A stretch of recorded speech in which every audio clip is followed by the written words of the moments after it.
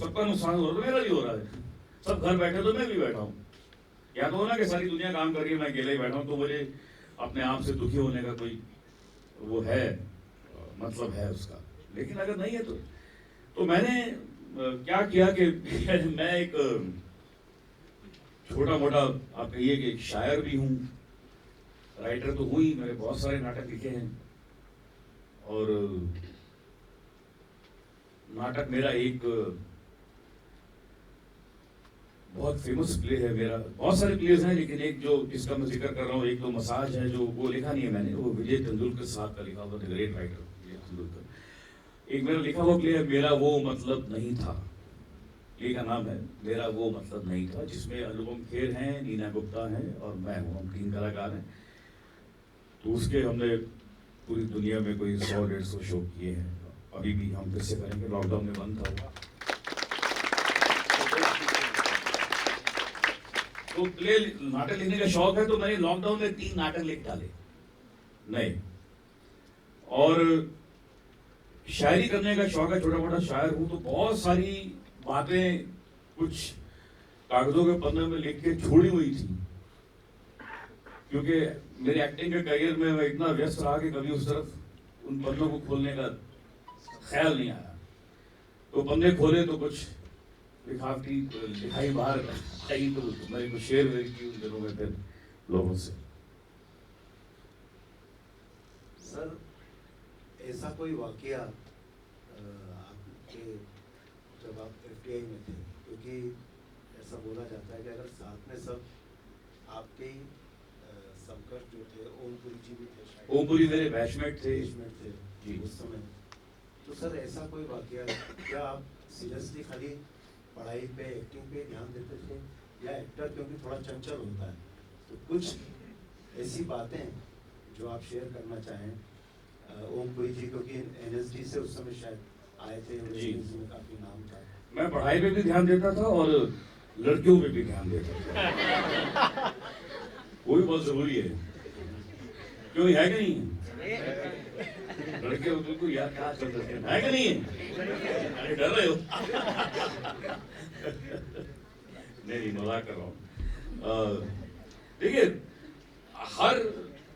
हर उम्र की एक शरारत होती है, हर उम्र का एक तकाजा होता है, और वो तकाजा पूरा होना ही चाहिए।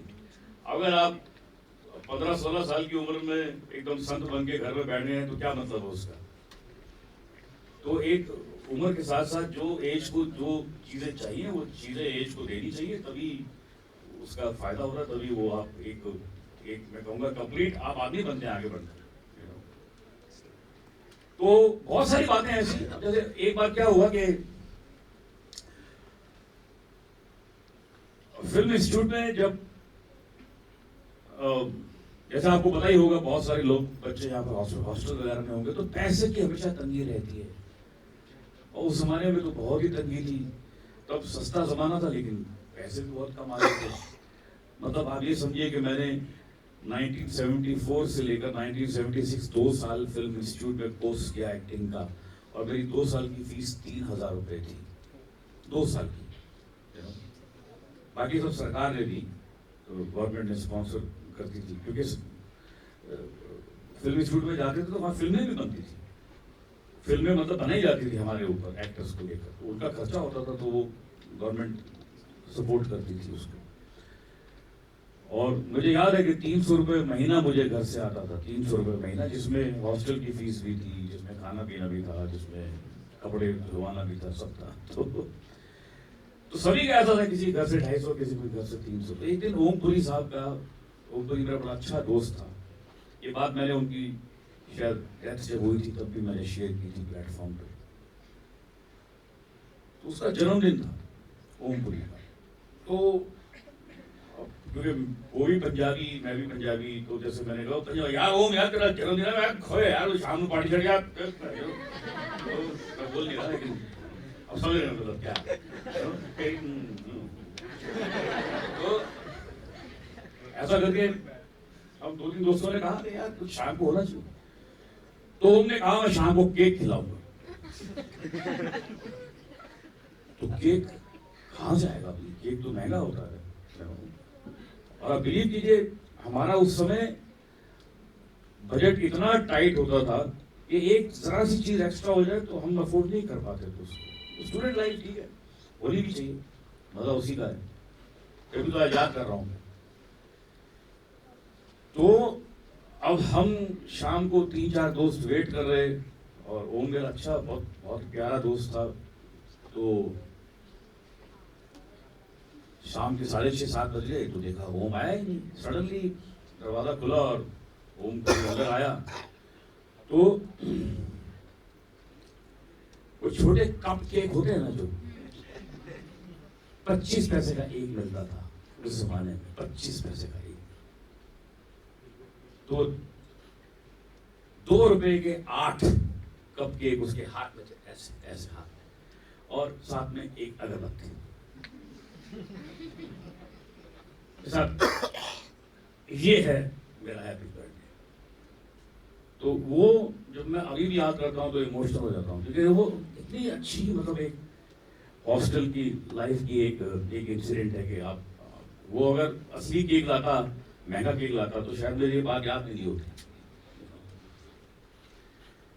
तो ऐसे बहुत दिन हमने साथ में बिताए। हॉस्टल लाइफ का अपना ही मजा है, एक बहुत सारी शरारतें होती हैं, बहुत सारी बातें होती हैं। और फिल्म इंस्टीट्यूट का एक फायदा यह है कि हर रोज 5 फिल्में देखने को मिलती थी, 5 फिल्में हर रोज, और सिर्फ हिंदुस्तान की नहीं, पूरे दुनिया की, सिर्फ इंग्लिश नहीं, हर भाषा की फिल्में देखने को मिलती थी। तो वो अपने आप में एक बहुत बड़ा लेसन।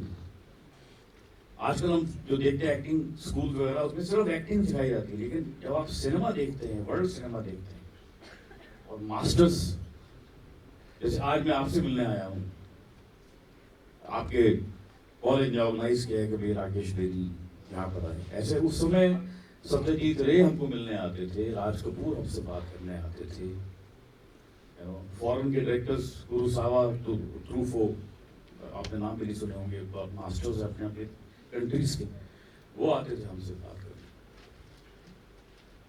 सर आपके एफटीए में गुरु कौन थे? मेरे गुरु थे रोशन तनेजा साहब। उनके बारे में रोशन तनेजा साहब मेरे गुरु नहीं है, बल्कि आप जितने भी फिल्म इंस्टीट्यूट से निकले हुए महान एक्टर्स का नाम, आपने आपको महान नहीं कह रहा मैं मेरे अलावा जितने भी महान एक्टर्स आप देखते हैं, उनमें जया भादरी भी हैं, और शबाना आजमी भी हैं, और कमलजीत हैं, शत्रुघ्न सिन्हा हैं, बहुत सारे एक्टर्स हैं, मतलब अनिल धवन पुराने, और 100-150 एक्टर्स होंगे जो, सुभाष घई भी पहले एक्टिंग स्टूडेंट थे, बाद में डायरेक्टर बने। तो वो सबको उन्होंने ट्रेन किया। महान टीचर थे, बहुत महान टीचर थे, और उतने ही हम्बल, और उतने ही वो पहले ऐसे इंसान थे जो कि इंडिया में मेथड एक्टिंग जिसको कहा जाता है, मेथड एक्टिंग नहीं, मेथड एक्टिंग, क्या किस तरह से एक एक्टिंग का एक प्रोसेस है, ये नहीं कि, और बिलीव कीजिए जब मैं वहां पर गया था, मैं उसके पहले भी नाटक करता था दिल्ली में, लेकिन जब मैं वहां पर गया, मैंने अपना कोर्स शुरू किया, तो मुझे ऐसा लगा कि जो मैं अब तक मुझे आता है, मुझे वो अनलर्न करना पड़ेगा, क्योंकि ये बिल्कुल नई बातें मुझे सिखा रहे हैं जो मुझे नहीं आती, जो मुझे नहीं पता। सर वो कोई एक्सरसाइज कराते थे बहुत सारी अलग-अलग, तो एक आधी एक्सरसाइज जो इन बच्चों को भी काम आए वो करना चाहिए, या इस तरीके से सोचना चाहिए। वो बताते थे कि किस तरीके से देखा जाए फिल्म के नजरिए से, कोई ऐसी एक्सरसाइज जो बच्चे भी नहीं, एक्सरसाइज तो बहुत है। एक्सरसाइज तो देखिए, सबसे पहले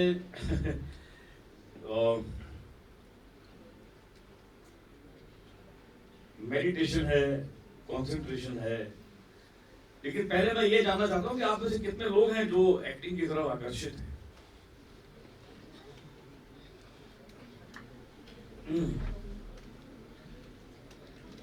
ओके, ज्यादा नहीं है, 10-12 ही है। तो चलिए, आप आज मुझसे ज्यादा एक्टिंग के बारे में जानना चाहते हैं, या एक कॉमन प्लेटफॉर्म पे बात करेंगे? एक आध। तो जो एक्टर बनना चाहते हैं या जिनमें एक्टिंग का कीड़ा है